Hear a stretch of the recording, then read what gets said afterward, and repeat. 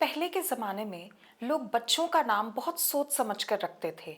चिंकी मिंकी टिंकी ऐसा कुछ भी नहीं, बहुत विचार पूर्वक, क्योंकि नाम का व्यक्ति पे बहुत गहरा असर पड़ता है।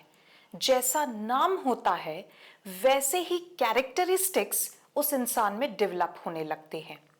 सीता जी के माता पिता का नाम देवी सुनैना और राजा जनक था। जनक अर्थात पिता, माने वो राजा जो पिता की तरह प्रजा का पालन पोषण करे। मिथिला में अकाल पड़ गया, प्रजा के लोग त्राहिमाम पुकारने लगे। राजा जनक ने प्रजा की सुख शांति के लिए एक यज्ञ करवाया और इतना ही नहीं, उस यज्ञ के बाद स्वयं एक साधारण किसान की तरह हल लेकर खेत में चले गए, खेत को जोतने के लिए। और उसी दौरान हल की नोक किसी चीज से टकराई। खोदने पर धरती के अंदर से सीता जी प्रकट हुई।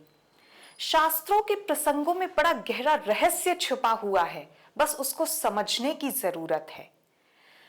सीता जी कौन है? साक्षात जगदम्बा का अवतार।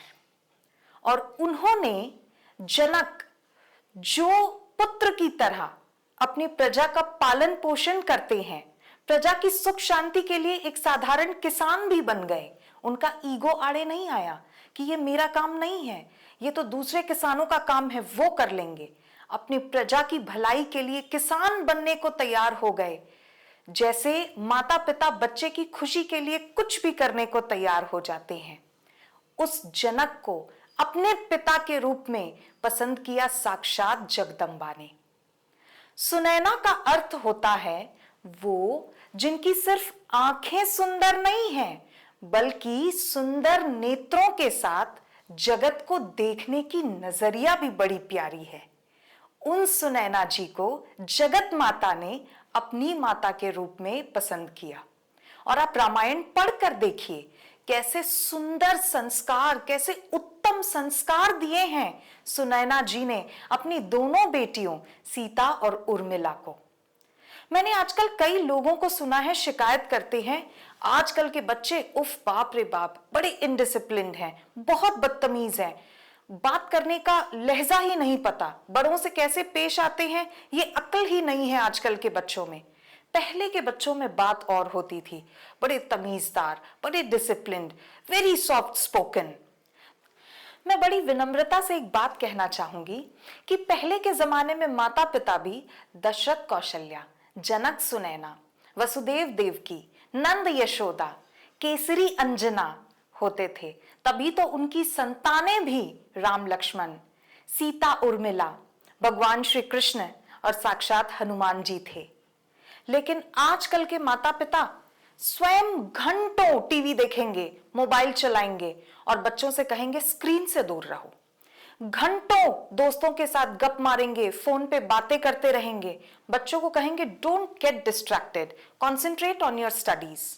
आजकल माता पिता को खुद को घर का सात्विक भोजन भाता नहीं है, मुंह के अंदर जाता नहीं है। बच्चों को कहेंगे अवॉइड जंक फूड।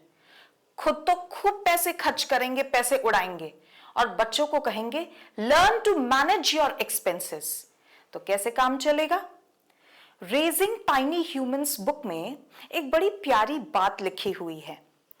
इस बात की चिंता मत करिए कि बच्चा आपको सुन नहीं रहा, पर चिंता इस बात की करिए कि बच्चा सतत आपको देख रहा है। इसलिए आप बच्चे को जैसा बनाना चाहते हैं वैसा ही वातावरण, वैसा ही एनवायरनमेंट अपने बच्चे के आसपास क्रिएट कीजिए, वैसा ही आदर्श अपने बच्चे के सामने प्रस्तुत कीजिए। क्योंकि बच्चे सुनकर उतना नहीं सीखते जितना देखकर सीखते हैं।